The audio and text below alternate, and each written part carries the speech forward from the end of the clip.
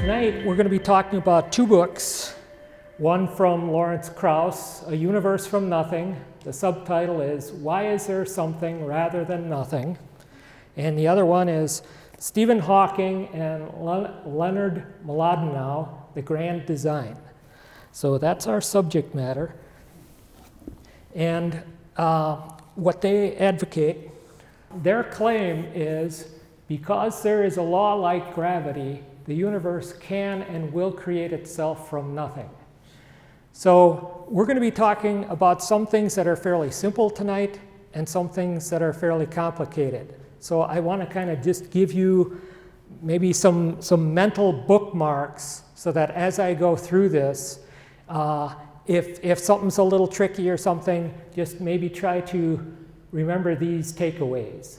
Understand what nothing really is, because it might be different than a lot of you think it is. Understand that matter and energy can convert back and forth. It's actually a very common everyday occurrence. Understand the general concept of quantum fluctuations. That's a little trickier. And if gravity balances out matter, can a universe come from nothing? And we'll discuss what that means later on. But those are kind of the four takeaways. So this is the standard model of the Big Bang. Just another note, both of these authors and the overwhelming majority of the scientific community are all of the same belief. So if I quote from one book versus another, it's just because there happened to be a good quote from that book. But these books are saying the same thing with very minor variations. If there's variations, it's because they're singing harmony from the same hymn, okay? It's not that they're contradicting each other. So their premise is they're going to start with nothing over here. They're going to get a quantum fluctuation, and that is going to generate a universe. So we're going to test that and just see what their claims are. We're going to learn a little bit how the universe works and then see if that's possible. So the outline, there's three major sections. First, we're going to talk about nothing.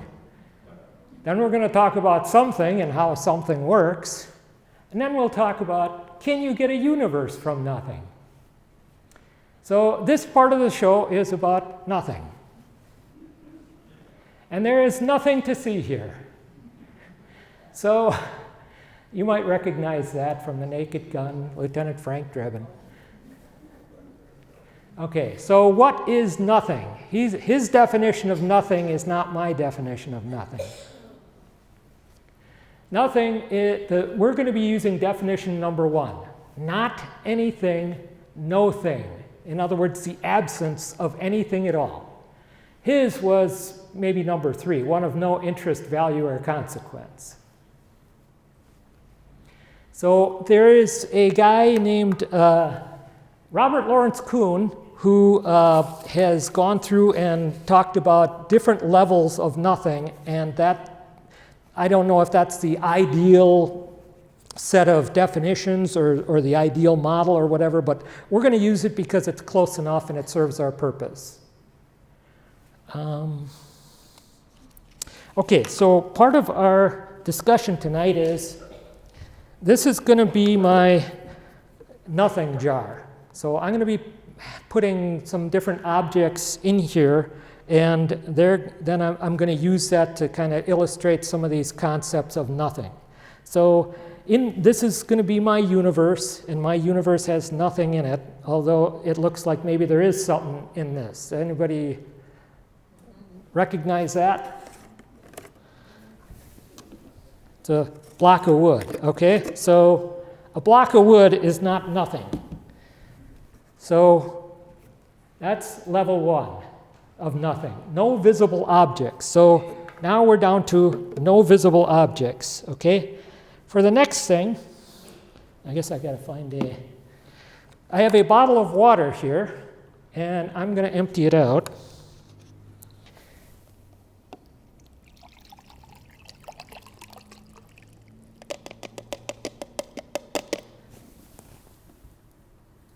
Okay, and hopefully I don't knock that over later. Okay, so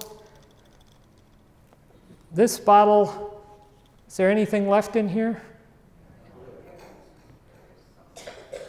Okay, ignore the little water droplets. I can't get those off. But I mean, other than that, it doesn't look like there's anything in here, right?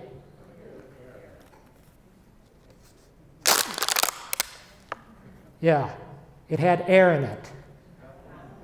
So air is not nothing. Because if you can remove it, it had to be something.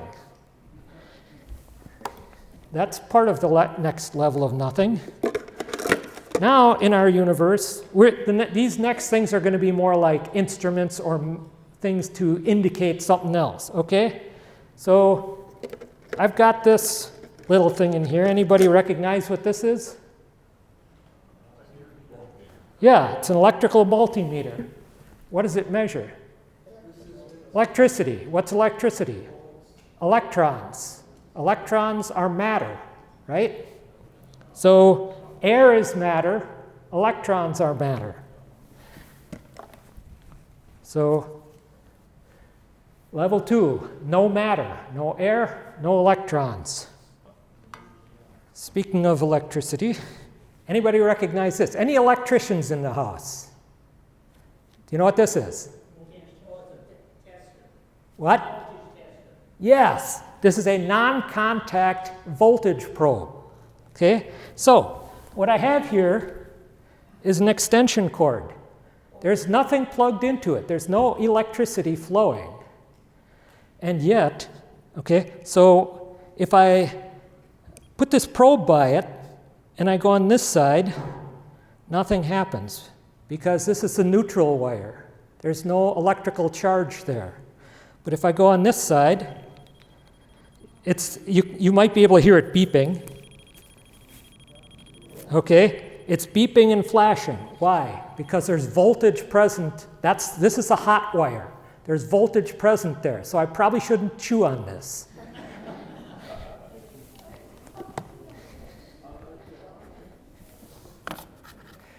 Okay, our next level of nothing from the nothing jar. Anybody an outdoors person? Anybody recognize this? Compass. What does a compass do? Points north, right? Why does it point north? Yep. So, level 3, no matter, no energy. Magnetic fields and electrical fields are energy. The next level is kind of a variation of this level, and it says, well, not only is there no matter or energy, but that's a permanent condition. You can't get quantum fluctuations or virtual particles. If you remember the diagram at the beginning, there was a quantum fluctuation, okay? This level says, no, you can't have those quantum fluctuations. Okay, next item. I'll just skip putting it in a jar. Anybody recognize what this is? This is a very simple household item. A ruler. What does a ruler measure? Distance. Distance is one of the properties of space, right? There's length, width, height. So this indicates space. And this might not be big enough, but you might be able to see the face of it. It's a small clock, okay? What does a clock measure? Time. So what is our next level of nothing? No space, time. For our next level, somebody might recognize some of these. The electrician, recognize that last one? No? Okay. These are equations of physics. The last one is Ohm's law that talks about electrical currents and voltages. First one is Newton's famous equation. The middle one is Einstein's famous equation. These represent the laws of physics. So level 6 is no laws of physics. Next one.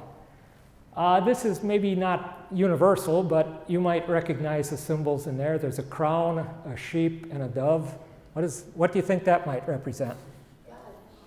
Right, God. Next slide. Level 7, no God, no consciousness. Again, this is a secular person, so he's willing to admit of other possibilities of consciousness. Okay, these, again, are representative. Can anybody just kind of say, what do they look like? Numbers, letters, right? Right. No abstract objects, no numbers, no letters, no logic, no truth. Because those things, they're immaterial things. They don't really exist except in our minds. You know, you can't, there's no place on the world you can go and get a K mine or a number 3 mine and, you know, extract number 3. Because it doesn't exist except in our heads. So, next. No, level 9, no possibilities. That's like really the bottom of the barrel. There's nothing there, not even a possibility of anything. So let's review our 9. So that makes up our 9 levels. And it starts with the familiar and maybe goes to the less familiar. But by the time you get to the bottom, there's nothing left. Now we have to remember, we talked about the laws of physics. Laws have no causality or agency. Newton's law of motion, force equals mass times acceleration, does not cause anything to happen. It merely describes the effect when some cause acts upon a mass. If there's a golf ball sitting on a golf course, Newton's law does not get up in the morning and say, I'm going to cause that ball to go down the golf course. No, that's not what happens. You, at least some of you, get up in the morning and say, I'm going to cause that ball to go down the golf course. So the law has no power in and of itself. It's merely a description of what we observe when things happen in nature. Next thing, the cause must be sufficient for the effect. That's the Ford aircraft carrier, the latest and greatest. Has a displacement of 100,000 tons. There's, I don't know how many thousand people live on there. It is powered by 2 nuclear reactors. They generate a total of about 770 megawatts of power. That's about 3/4 the power of a typical land-based nuclear power plant. So that's just a ship, okay? And that has 3/4 of the capacity of a land-based nuclear power plant. Now, anybody see this little dot here? Yeah, that's a little watch battery or something. Okay, you could say, well, this generates electricity, right? You put it in your watch or your little tiny flashlight or something. But this cause is not sufficient to power that aircraft carrier. You are not going to get 770 megawatts of power out of a watch battery. Don't let anybody tell you that you can. Next. So applying this to the universe, the mass of the visible universe, I'm excluding the dark matter and the dark energy, just what we can see in the visible, you know, from visible telescopes and such, is about 10 to the 53rd kilograms. The mass of an electron is 10 to the minus 30 kilograms. That means it's a 1 over 1 with 30 zeros on it. So that's like really, really tiny. So the difference between those two is 83 orders of magnitude. That's a 1 with 83 zeros behind it. I don't even know what to call that number. It's just, I don't think it has a name when you get that big. And just for comparison's sake, there's about 10 to the 80th atoms in the universe. So the ratio of an electron, which somebody might argue could be a virtual particle, out of which you could get a singularity that might blossom into the universe, that's 83 orders of magnitude. You thought a watch battery compared to an aircraft carrier was a lot? That's no comparison at all. Now, there's different arguments about what that singularity is. But if anybody ever tells you the singularity ever contained all the matter in the universe, tell them they're off by about 83 orders of magnitude. Okay, now the other thing is nothing has no properties. So if somebody starts describing nothing to you, and they say, well, nothing can do this and nothing can do that and stuff, it's like, wait a minute, how is it doing that? Because nothing has no properties. You might recognize that cogito ergo sum. I think, therefore I am. René Descartes, you might remember Cartesian coordinates in geometry class. He's the guy that invented those, okay? He wanted to figure out how he could logically prove that he existed. And so he said, well, I can think and I can doubt that I exist. That means I'm conscious, I'm conscious, and it means I have reason, which means I have properties, which means I exist. So if you have properties, you exist. That's not nothing. So this is going to be the end of the nothing segment, and we'll be transitioning into the something segment. So I hope that you can agree with Sergeant Schultz of Hogan's Heroes fame at this point saying, I know nothing, I know nothing. Our next phase is, what is something and how does it work? This is probably going to be the toughest part, but again, try to focus on those high-level takeaways. Physical ingredients of everything. Everything in the universe, I'm excluding dark matter, dark energy, because nobody knows what it is and nobody can find it. Okay? It's like a leprechaun and a unicorn. It's like, well, yeah, we've heard about these things, but nobody's ever been able to find one. So basically, there's 4 components of it, and I'm going to introduce a color code here. The red color code is talking about things at the atomic level. So really, really tiny stuff. So you have matter and energy that manifests that does interactions at the atomic level. And then you have space and time, which is at the cosmic level. So the other end of the spectrum, super duper big. So later on, we're going to connect matter and energy, and we're going to connect space and time. But that'll take a little bit, so we'll get there eventually. But if you can remember just MEST, everything is made out of MEST, matter, energy, space, time. So I talked about things at very small and very large scales. We are humans, we're in that green level in the middle. We're used to things like chairs and bicycles and cars and buildings and canals and cars and things like that, things that we can move or build, okay? What we're talking about here, everything we're going to be talking about today is not at the human scale. It's either going to be incredibly tiny down inside an atom, or it's going to be extremely big. It's going to be at the cosmic astronomical level, like planetary and above. Now, you might think, oh, if Dale's going to talk about gravity, well, we experience gravity because gravity keeps us from floating up in the air. Actually, all matter has gravity, but it's very weak. So if you and your significant other are sitting near each other, gravity, you each have mass, so you're actually being pulled together by gravity.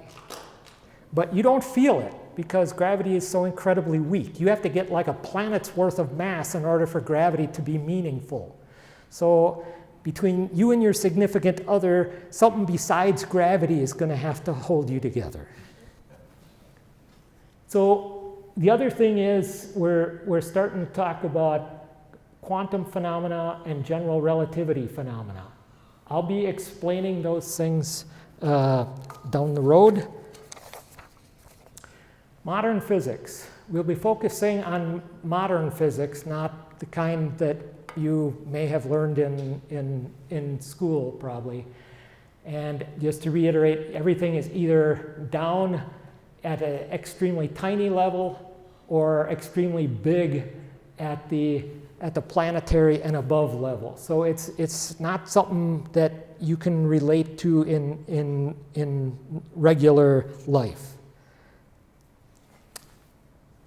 So modern physics got started at the beginning, about 100 years ago. The red refers to quantum-related stuff. In 1905, an obscure Swiss patent clerk filed 4 scientific papers. Those are called the Annus Mirabilis papers because the English translation is miraculous year. In 1 year, this guy published a paper on the photoelectric effect, for which he received the Nobel Prize in 1921, on Brownian motion, special relativity, mass energy equivalence. You might understand who I'm talking about now. It's Albert Einstein.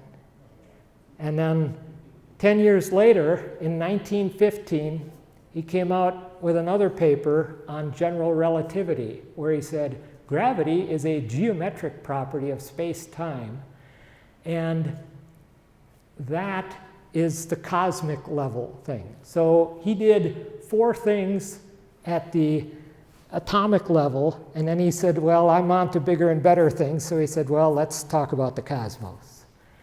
The problem is, it's hard to, general relativity is a different type of physics than what you get in the quantum level. And then at the bottom there, quantum mechanics, a whole bunch of people kind of fleshed out all Einstein's ideas and stuff like that. So that is kind of what is the basis of modern physics. And probably none of that stuff is familiar, but that's okay. Well, photoelectric effect, yes, if solar cells, you do that. So let's, we'll kind of tiptoe into this. In physics, there are 4 fundamental forces. You might think about chemical energy and potential energy and stuff. All of that boils down to, when you kind of start taking it apart and going down, everything boils down to these 4 forces: strong nuclear force, electromagnetism, weak nuclear force, gravity. Again, our red indicates quantum stuff. Now, scientists like to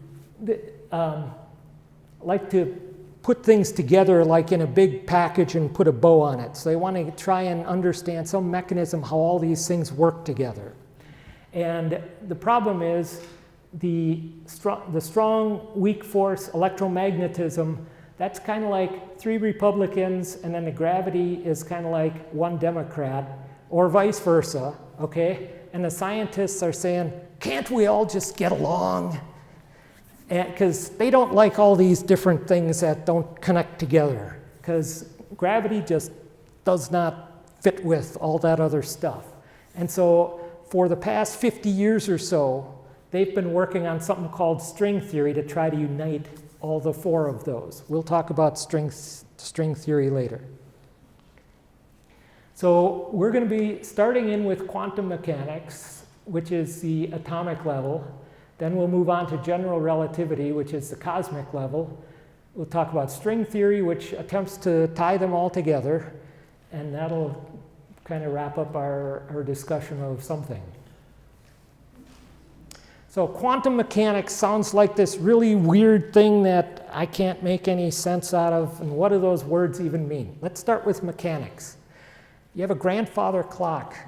It's got a couple of hands on the face. It's got some weights. It has a pendulum. And then in back of the face, there's a bunch of gears and stuff. That's the mechanics.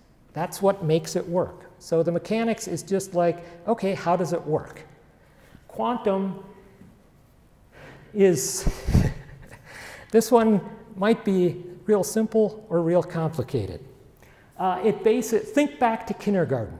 Okay, let's make life simple. When you learned numbers in kindergarten, you didn't learn about fractions or decimal or pi or anything like that. You just said 1, 2, 3, 4. Okay, yeah, that's kindergarten level. You just had these whole numbers. None of this complicated stuff.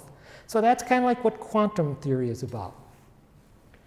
think of it as, it's similar to quantity. That's the same root, quant, okay? But you can only get certain specific levels. So when you're down inside of an atom, if you think of matter and energy starting at 0 on the bottom and moving up, think of a ladder, and there's only certain rungs on that ladder. If you're climbing a ladder, you can't go up 3.5 rungs. You try to put your foot there, there's nothing there. You have to stand on a specific rung. So you could stand on the first rung, you can stand on the second rung, you could stand on the 4th or 5th, but there's nothing in between. Everything comes in increments of stuff. There's no like half increments or third increments or anything like that. So that's all that means. It just means stuff comes in chunks. Another way to illustrate that is, let me, okay.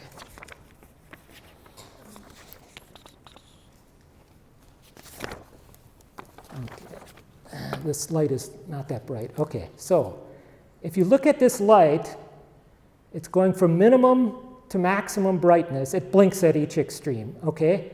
But basically I can stop it at any level in between. I can pick any fractional brightness I want.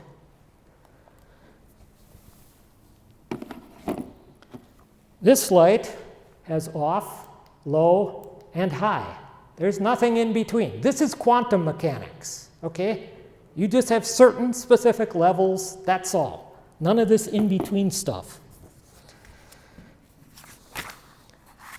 So we talked about an atom. Let's look at an atom. You're probably familiar with maybe the left half of the screen. So you see, okay, there's our atom.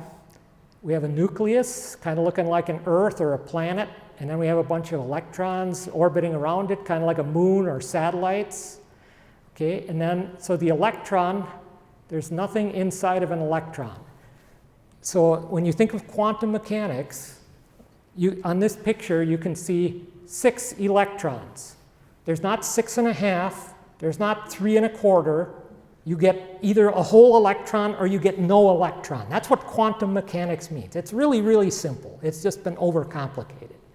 And the same thing with, like in the nucleus, okay?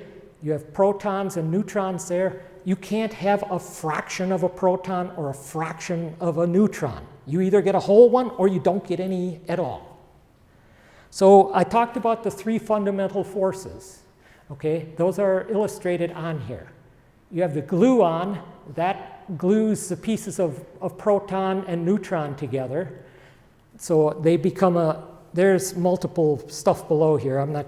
Don't worry about the details, just think of the top level. So that's your strong force, and that also holds all the protons and neutrons together in the nucleus.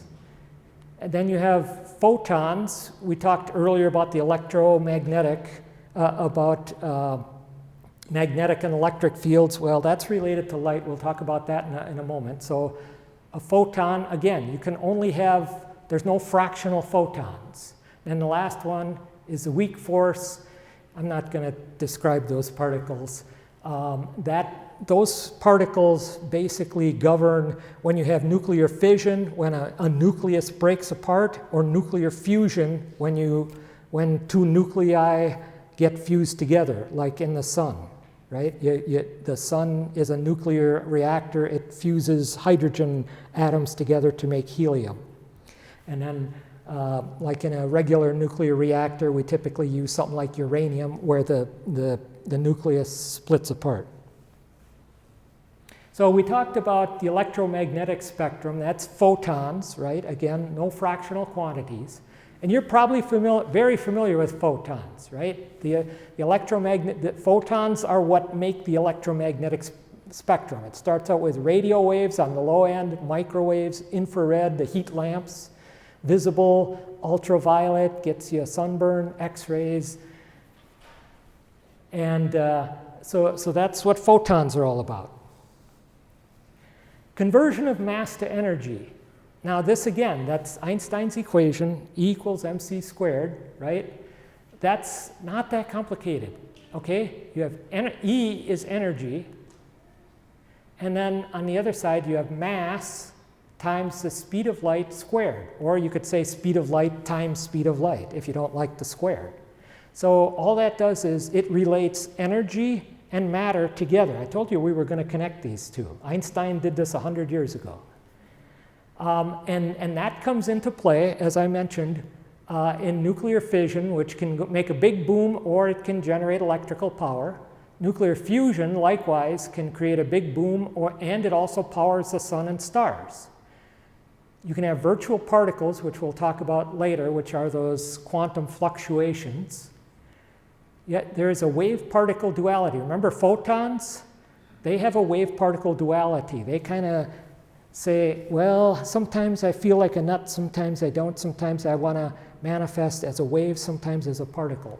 And then chemical reactions. And you say, yeah, but I can't relate to any of that stuff. Okay. Anybody recognize this picture?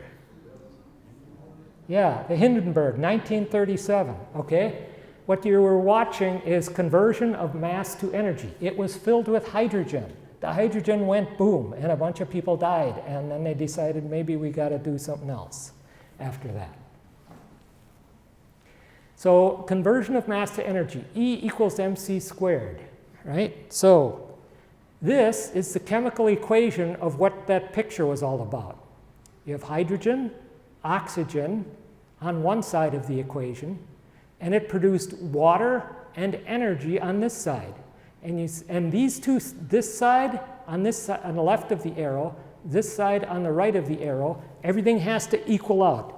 Exactly. There can be no residual. Everything has to be accounted for. So where does that energy come from?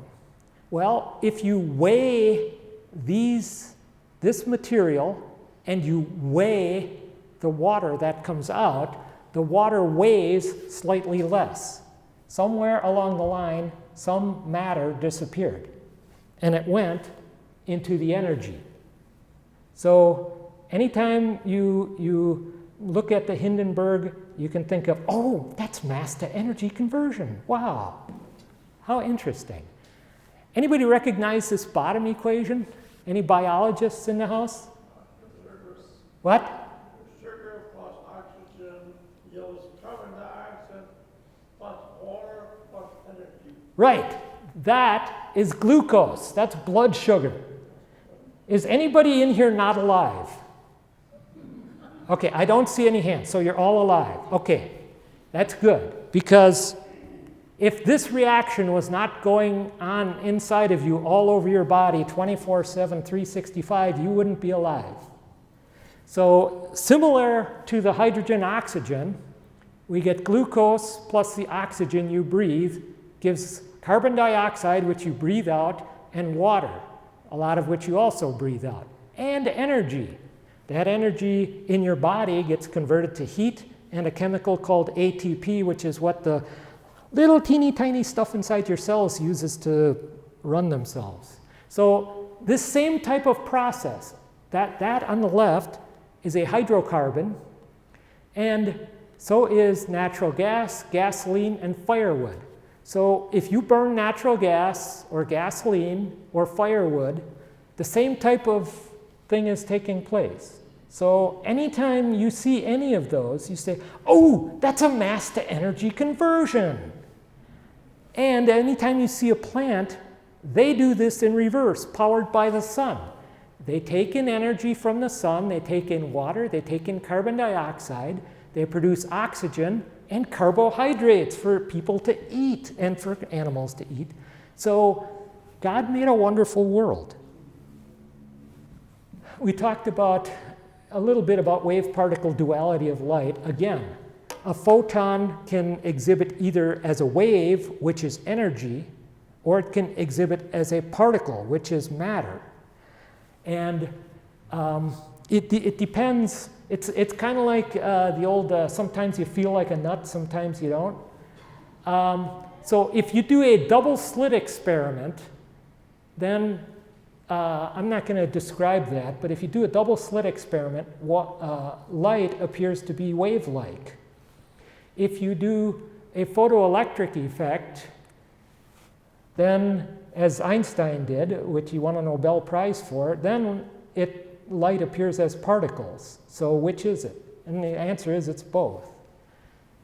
And you say, well, I can't understand that. Well, I think most of you are Christians. He was the light. He is both God and man. He sometimes manifested as true man. He was born, he ate, he drank, he cried, he suffered and died. Those are pretty human things. But also, he manifested as true God. He performed miracles. He forgave sin. Who can forgive sin but God? He transfigured. He rose from the dead. He ascended. The only difference is, I shouldn't say the only difference. I got to be careful. Okay, there is a difference. Light is modal. It's an either or. It's either a particle or a wave. It's not both. Whereas Jesus is always both God and man. There's two natures in one being. So I don't want any theologians jumping on me. Okay, virtual particles. When atomic physicists do various experiments on atomic level stuff, they sometimes get kind of weird results and they can't explain them. And so they say if you have electrical and magnetic fields, sometimes for an instant shorter than you can believe, it's like 10 to the minus double digits number of time, what's called a virtual particle can pop up. Think of it maybe like if there's some waves on a sea, you might get a little droplet of water pops up, and separates from the wave. And then, it just immediately drops down in and it's gone again. I don't know if that's a good analogy, but these things are so tiny and so short-lived, they can't measure them.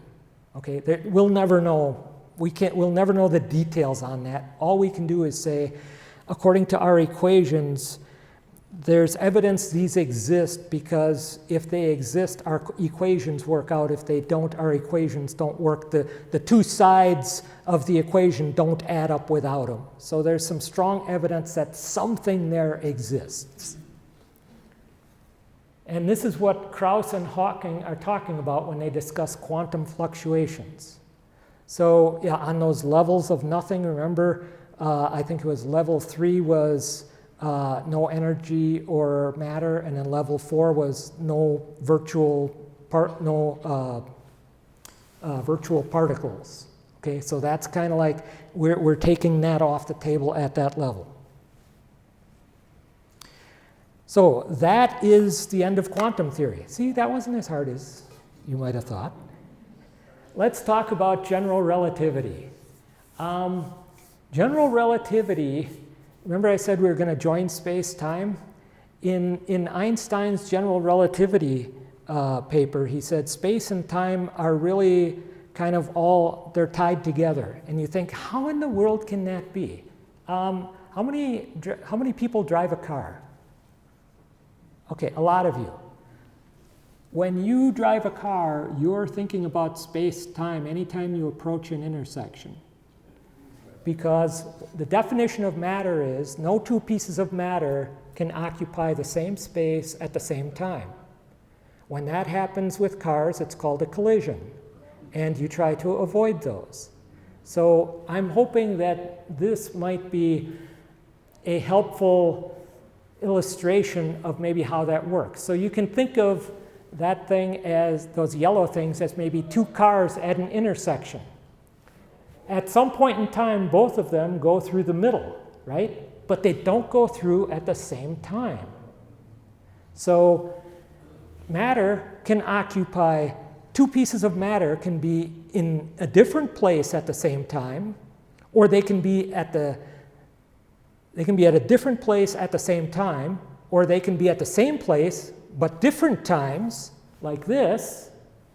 And actually, they're always at different places at the same time, but they're also both passing through that intersection. So when you drive a car, you're saying, oh yeah, I have to think about space-time. Because if I don't, I get a crash, and then that's not good.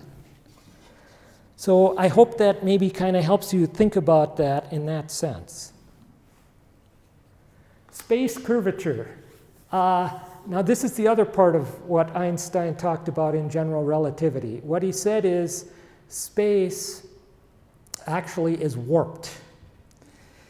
And if you look in the middle there, that looks kind of like maybe an Earth type thing in there. And then those grid lines that represents space-time.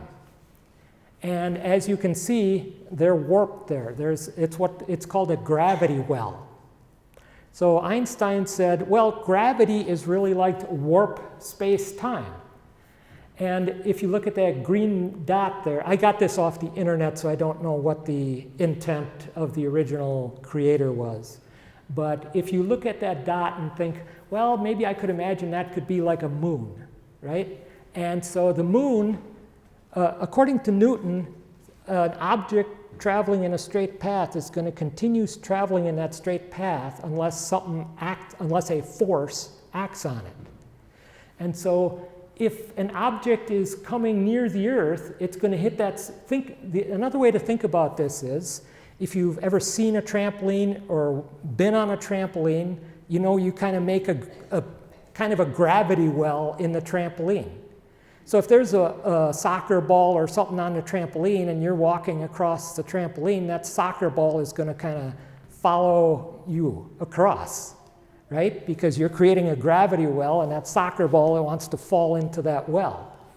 So if something wants to go straight, but it's around the edge of that curvature place, it kind of just, whoa, I want to go straight, but the space is curved and I can't go straight because this space is warped. So it's forcing me to go in a circle. So space-time tells matter how to move. So if you look at that gravity well and the green dot, space-time, that gravity well tells that green ball, oh, you're not going to go in a straight line, you're going to kind of end up in an orbit probably. And then also matter tells space-time how to curve. The Earth sitting in there creates the gravity well, which curves the space-time. So they kind of interact together. You may have heard of a black hole. A black hole is just a really big gravity well. On Earth, if you want to send a rocket to the moon, if you want to send up a satellite, we do that pretty frequently nowadays. That's pretty routine. Okay, there's rockets going up all the time putting satellites up. Elon, if you remember back to the Apollo space program, we had the Saturn V rocket, which was humongous because it had to get people all the way to the moon, not just in a low Earth orbit, but all the way to the moon. Same thing with what Elon Musk is working on. I think, is it Starship? His real big one called Starship. You need a really, really, really big rocket because in order to get, like if I throw this ball up, it's going to come back down. Okay? I'm not strong enough to throw this ball up fast enough so that it can leave Earth's gravity. In order to leave Earth's gravity, you need to go about 25,000 miles per hour. So that's why you need a really big rocket to get something to the moon. And if you're on the moon, it's only about 5,300 miles an hour because the moon is much smaller. So if you want to think of a black hole, that sounds really exotic, but pretty much all you have to do is get a gravity well so deep that the escape velocity exceeds the speed of light, which is 186,000 miles, but that's per second, not per hour. So that's very, very fast. So it's hard to get a black hole. You need probably at minimum a medium-sized star that collapses or something like that. You need something really, really, really, really massive. Okay, so that's general relativity. So now let's get to string theory. Remember, we said string theory wants to get the Republicans and the Democrats together, and it's really hard to do that because they're just really, really different. And so string theory tries to do that, and they do that by modeling those forces as one-dimensional strings in a 10 or perhaps 11-dimensional space-time. Remember we talked about space-time having 4 dimensions? Yeah, you think that's bad? These guys are working with 10 or 11 dimensions. And they say the extra dimensions are curled up so tightly they don't manifest in our universe. They've been working on string theory for over 50 years.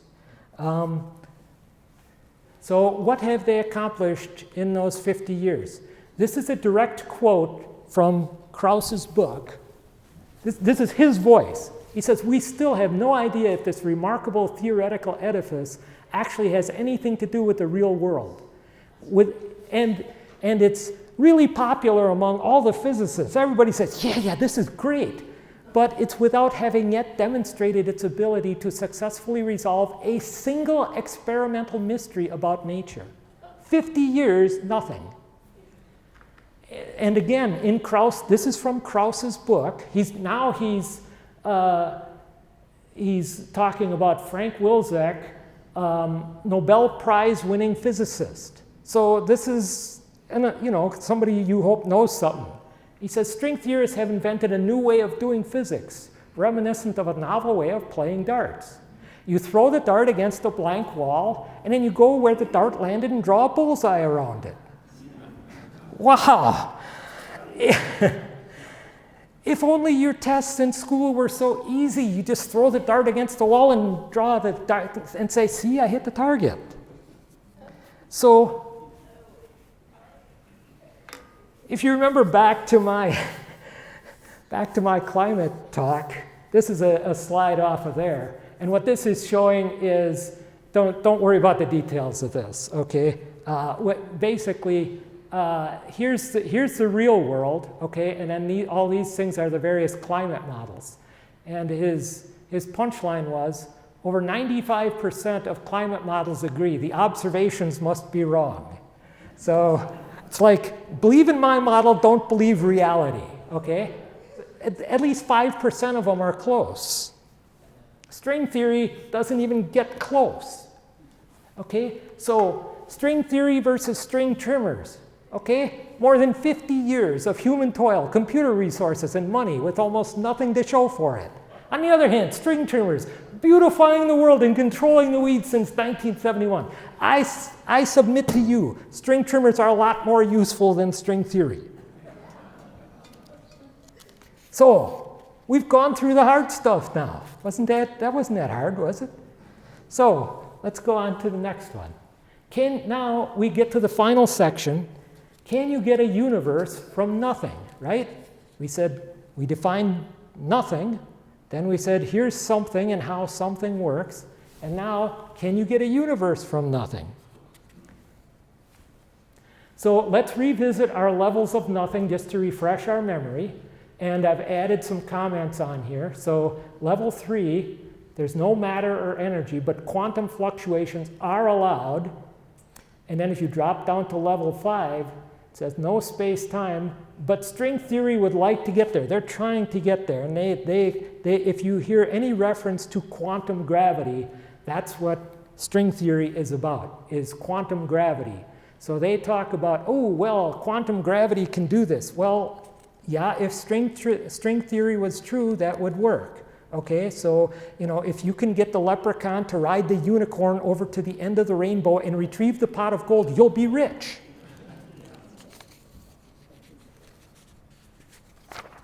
So we're returning again to our model of the universe according to the Big Bang. This is actually a NASA illustration, okay? They did it for their WMAP satellite, which is the Wilkinson Microwave Anisotropy Probe. They were looking at this afterglow stuff over here. So again, the basic theory is you have nothing over here, you have a quantum fluctuation in the nothing, and then that nothing inflates. We don't have, unfortunately, I'd love to cover the inflation, but we don't have time. Maybe if there's a little time at the end, because we're making reasonable progress. So that's the music that all the choir is singing from. So let's go on to the next step. Okay, so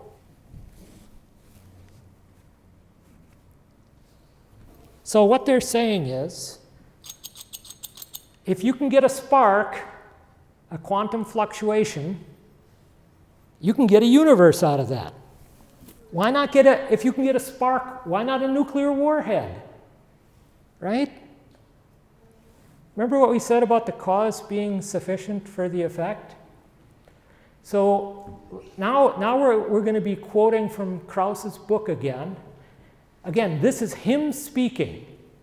So he says, the relevant nothing from which our observed something arises. I put the bold in, he didn't have that, okay. For all of these, I put the bold in, okay. Something arises is empty space. Well, empty space, that's level 3. Okay, there's a lot of stuff there.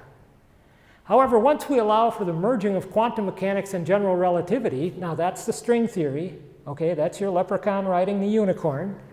We can extend this argument to the case where space itself is forced into existence. Forced? Forced into existence? Remember what we said about Newton's law and the golf ball? Does Newton's law force the golf ball? No, you force the golf ball. Physical laws have no causality, and that causes must be sufficient for the effects.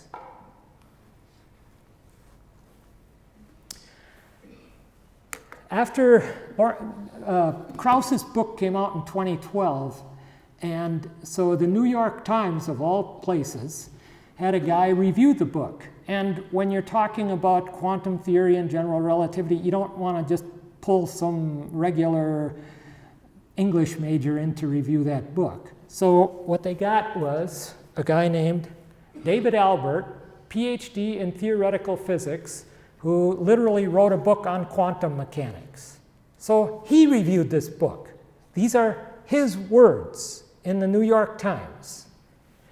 So he says, particles are to be understood as specific arrangements of the fields. Remember we had magnetic and electric fields and stuff like that, photons. If you get an electric and a magnetic field, you might get a photon blip into existence for some infinitesimal amount of time. And he says certain arrangements of fields correspond to there being 14 particles, certain others no particles at all. And those last arrangements are referred to as vacuum states. So that's like empty space, okay? That's what he's referring to there. Krauss seems to be thinking that these vacuum states amount to there not being any physical stuff at all. He has an argument that vacuum states are unstable. Well, wait a minute. If something's unstable, it has properties, remember? Remember Descartes? Descartes. Yeah, he said, you know, I think, therefore I am. Oh, wait. But if he couldn't think, then he wasn't. So if he's unstable, he must exist. So that's not nothing. He says, but that's just not right. Those vacuum states, no less than giraffes or refrigerators or solar systems, are particular arrangements of elementary physical stuff. The true equivalent to there not being any physical stuff at all isn't this or that arrangement of the fields. What it is a simple absence of those fields. He's saying Krauss is not starting with nothing. He's starting with a bunch of stuff. The fact that some arrangements of fields happen to correspond to the existence of particles and some don't is not a whit more mysterious than the fact that some of the possible arrangements of my fingers happen to correspond to the existence of a fist, and some don't. Okay? And the fact that they can pop in and out of existence as those fields rearrange themselves is nothing more complicated than arranging my fingers into a fist or not arranging them into a fist. He's starting with stuff, and the stuff is just rearranging itself. Okay? This is nothing profound. And none of these poppings amount to anything even remotely in the neighborhood of a creation from nothing. Creation from nothing. A lot of Christians are familiar with that. Creation ex nihilo, right? That's a Latin creation. Ex is from, nihilo is nothing. So that's what we believe in, creation from nothing, not a quantum field.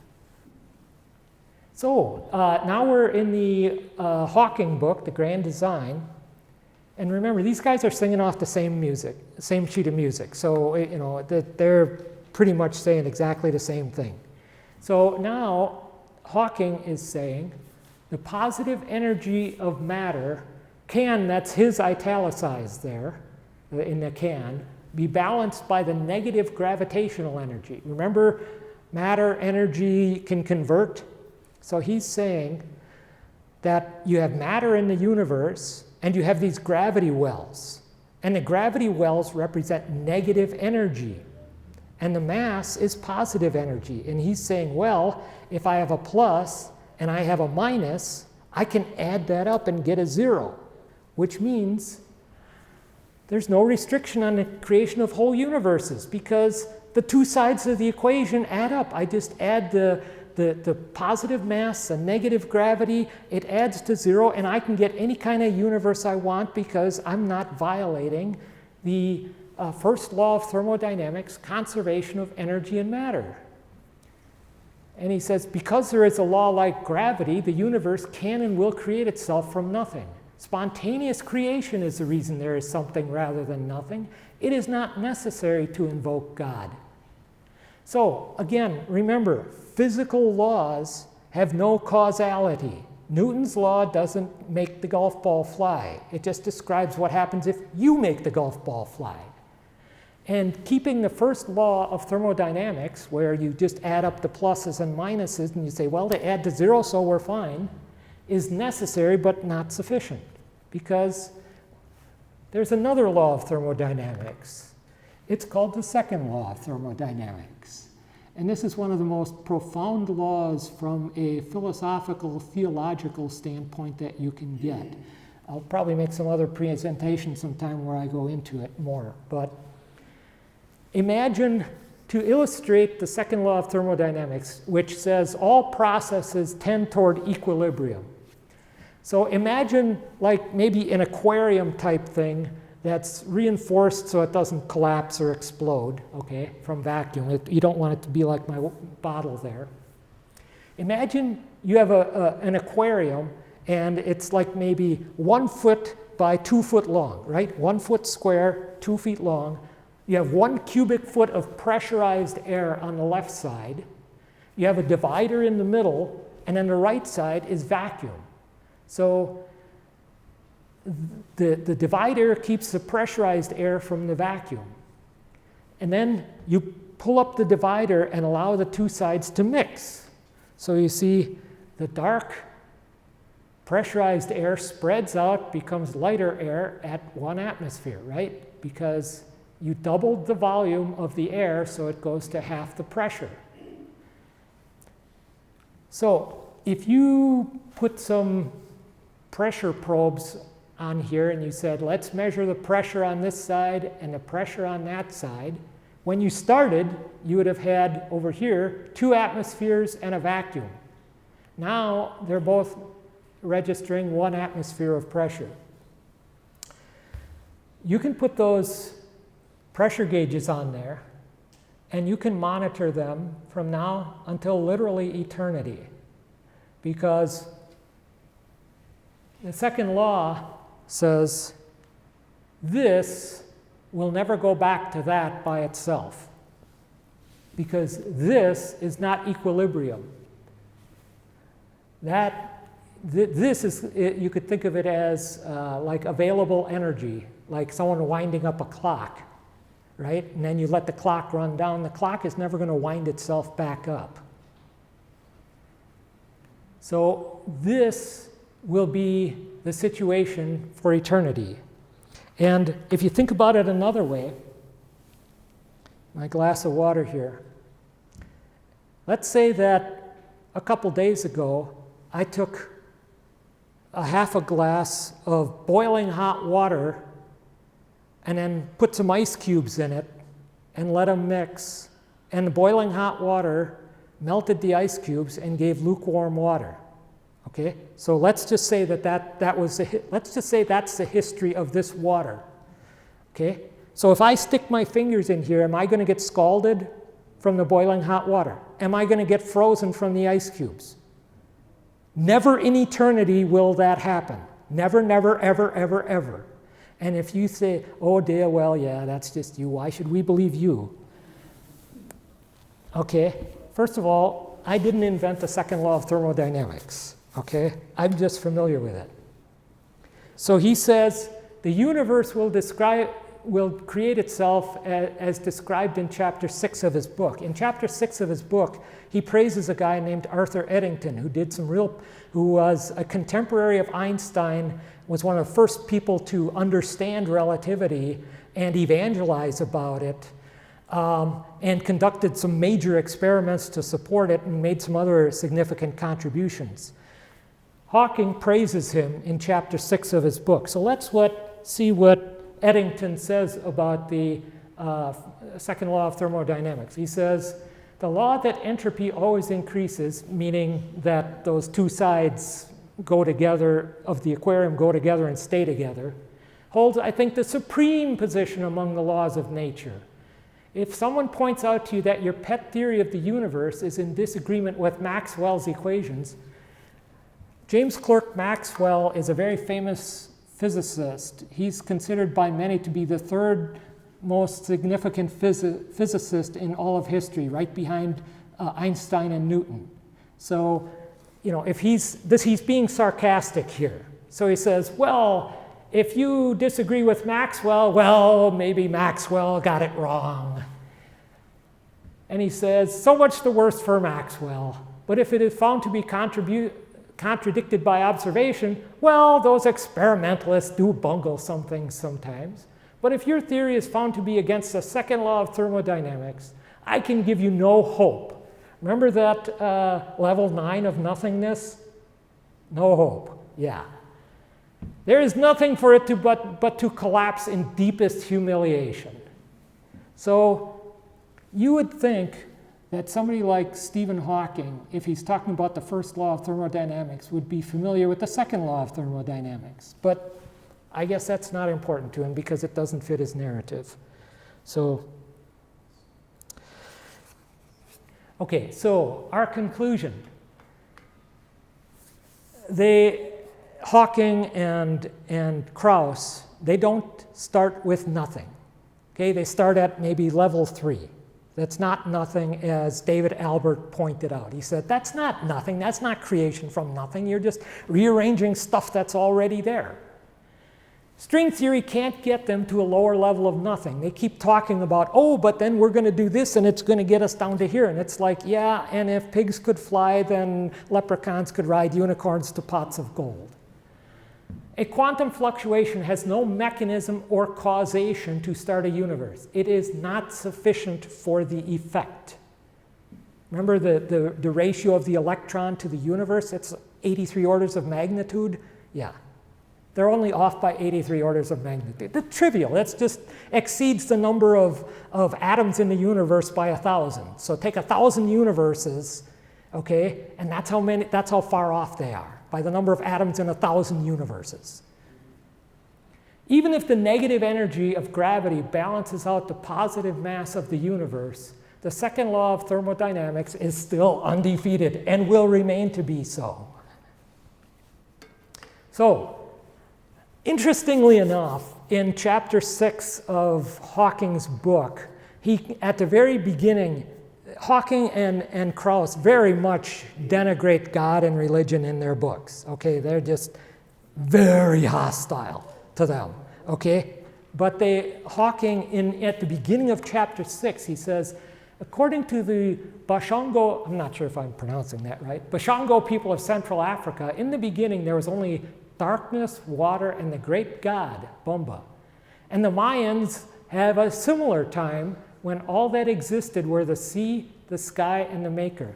Now, you've probably heard, if you've attended a bunch of talks, that there's a lot of cultures around the world have these flood legends, okay, and they vary all over the place, but almost every culture has some kind of a flood legend. Well, should it surprise us that maybe other cultures around the world have some creation legends? Because if you look at Genesis 1, verse 2, darkness was over the face of the deep, and the Spirit of God was hovering over the waters.